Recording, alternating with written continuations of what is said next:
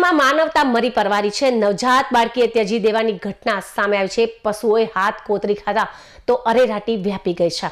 પાટણ શહેરમાં એક અત્યંત જ હૃદયદ્રાવક અને માની મમતાને લાંછન લગાડતી ઘટના સામે આવી છે। શહેરના પ્રજાપતિ છાત્રાલય વિસ્તારમાં એક નવજાત બાળકીને ત્યજેલી હાલતમાં મળી આવતા સમગ્ર પંથકમાં ચકચાર મચી જવા પામી છે। પ્રાપ્ત માહિતી અનુસાર પાટણમાં આવેલ પ્રજાપતિ છાત્રાલય પાસે કોઈ અજાણ્યા શખ્સો દ્વારા નવજાત માસૂમ બાળકીને રસ્તા પર ત્યજી દેવામાં આવી હતી।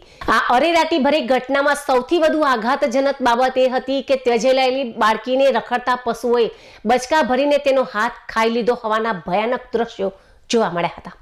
સ્થાનિક લોકોની નજરમાં માસૂમ બાળકી પર પડતા તાત્કાલિક 108 ઇમરજન્સી સેવાને જાણ કરવામાં આવી હતી। 108ની ટીમ ઘટના સ્થળે પહોંચી હતી અને બાળકીની તપાસ શરૂ કરી હતી, પરંતુ કમનસીબે નવજાત બાળકી મૃત હાલતમાં મળી આવી હતી। ત્યારબાદ 108ની ટીમ દ્વારા બાળકીના મૃતદેહને પાટણ સિવિલ હોસ્પિટલ ખાતે ખસેડવામાં આવ્યો હતો, જ્યાં તેનું પીએમ કરવામાં આવ્યું હતું।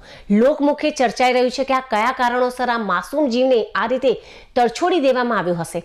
પશુઓ દ્વારા બાળકીના દેહને જે રીતે નુકસાન પહોંચાડવામાં આવ્યું તે જોઈને સ્થાનિકોમાં ભારે આઘાત અને રોષની લાગણી જોવા મળી રહી છે।